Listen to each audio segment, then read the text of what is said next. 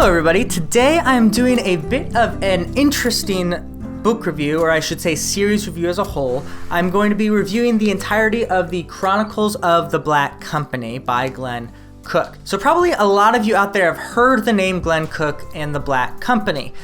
It is a older series written in the 70s, 80s, and 90s primarily. There are some newer books that have been written since then, but sort of the heart of the series was written in those time periods, those decades.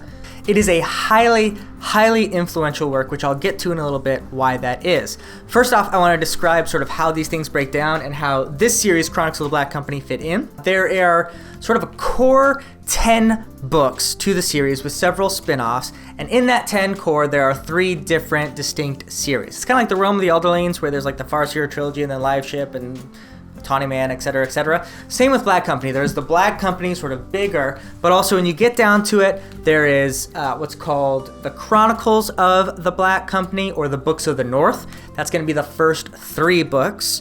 And then after that, there are another 2 books, I believe, called the Books of the South, and then the final book's called the Books of Glittering Stone, if my mind serves me correctly. So Chronicles of the Black Company, or the Books of the North, are the Black Company, the original book, Shadows Linger, and The White Rose.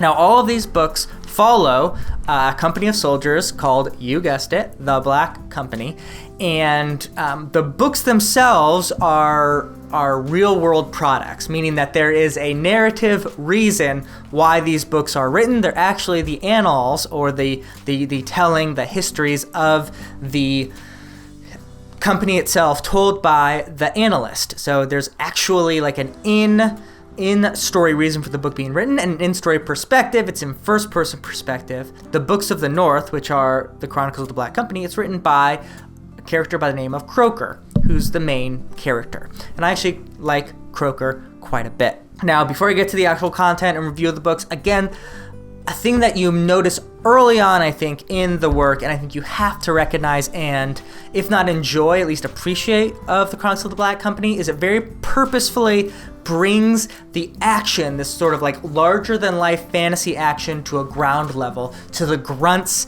in an army, what they have to do, how they experience it, the sort of honest life of a soldier as primarily being waiting, and then a couple moments of big action, and then waiting and marching and waiting and marching and having to make up dumb games or tell stupid stories or play tricks on one another or pranks, because there's not much to do except for these big moments where they're like these larger-than-life moments. And a lot of this is affected by Glen Cook being a veteran in the real world and wanting to bring sort of a more realistic interpretation of soldiers and military actions and wars in the fantasy genre. And it's absolutely the case that the Black Company does that, and does that effectively. And I think in modern fantasy, especially with Steven Erikson, we see like the ultimate pinnacle of that influence. In fact, in my version of the Chronicles of the Black Company, there's actually a blurb by Steven Erikson. So I've already done a full review on the first book of the Black Company, so I'm just going to refer to that to talk there. Basically, what I just said is I noticed and enjoyed the influence that the book has on the fantasy genre, but the actual storytelling itself was not my favorite, and so it landed in the long recommendation category. Now, that is honestly what I'm going to give the entire series, I'll say straight off the bat. It's an odd thing because I do appreciate what Cook was doing. As I just said, his influence on the fantasy genre, I think, was tremendous, and I'm super appreciative because obviously it affected my favorite series of all time, Malazan. And before I get to the negatives, I should say the story itself is fascinating, and the world that is created, I think, is fascinating. The myth of the Taken and the Lady and the Dominator, and how the identities of who is mixed up so much, and how the Black Company switched sides several times throughout the series because of necessity or because of what circumstances just kind of bring about, I think is so well told, and the action scenes are cool and well said, and I love the magic and the flying carpets and the flying whales, and just like that things just happen. And yet, and this is somewhat frustrating, but I have to be honest, the way that story and the characters and the influences delivered to me, the prose itself, the storytelling, how it is on the page, I just didn't enjoy, and in fact took away enjoyment while I read it. Even though these are somewhat small books that took me a long time to read because I just wasn't excited to read them. Purposefully, again, because Croker, the main character, is writing this, and this is sort of his personality, I almost said Erickson, Cook gives really short staccato ways of telling the story. Here, I'm just going to open to a random page and read you a little bit and give you a sense for it. Shed started shaking, period. He was dead, period. All he had gone through to get Crag off his back, it wasn't fair. It just wasn't fair. Nothing ever worked for him. All of those are like 4 to 5 word sentences, just very short clip, and the whole book is like that. The dialogue is like that. There's just a lot of I just didn't vibe with that storytelling, and I will say right off the bat, as much as I enjoyed these 3, I think that the storytelling, how it's delivered to me, is going to keep me from continuing on in the larger series. Maybe not forever, but definitely in the near future, I'm going to go and read other things. And again, as much as I enjoyed parts of this book, and I enjoyed especially the ending, I'm just not in love with the storytelling.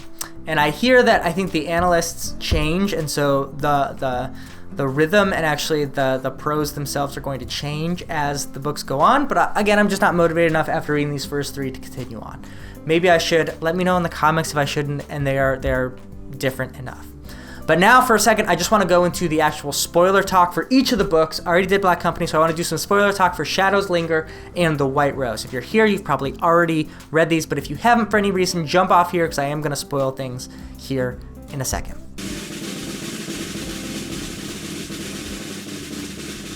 So Shadows Linger is probably my favorite book in the first 3.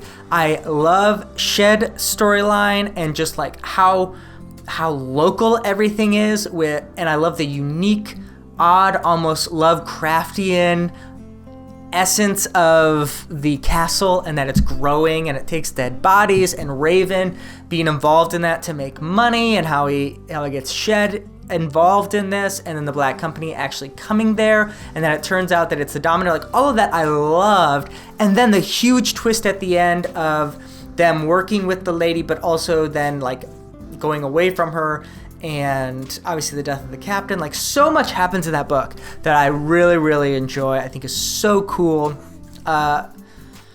Powerful stuff. White Rose, really the only thing I have to mention. The Plane of Fear, I think, is a really interesting idea, especially the Changing Storm. Like, some wacko ideas that Cook has and just kind of throws in there. Again, like the flying whales or mantas. Like, I think that stuff is so cool. I wish that I had, like, more explanations on that. Not explanations, but, like, descriptions. I just wish, again, this goes back to the sense of my main critique of this. I wish it was told to me differently, because the essence of what it is so great and I love. All that said, I love the conclusion. I love the sort of like love story and support that the lady and Croker actually give to each other, especially since this all starts in kind of the silliness of his like stupid, like steamy romance that he writes about the lady, and it ends up in that beautiful scene with him next to the fireplace with her just holding her. I love that it didn't get sexualized, but they're just there as human beings for one another after feeling alone for so long. Loved all of that.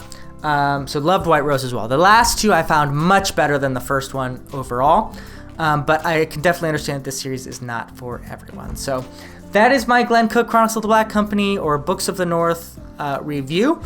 Good, not great. I definitely understand those of you who absolutely love these books, but I also understand those who read and don't like it. I'm somewhere in the middle. Again, a long endorsement from me. I think it's worth it, especially if you like things like Malazan or military fiction. It is going to give you a lot of that in a unique way, and I'm so grateful for Cook and what he did for the genre as a whole. So let me know in the comments what you think of Chronicles of the Black Company. Share this video, and definitely please check out my Patreon if you haven't already. First in, last out, everybody.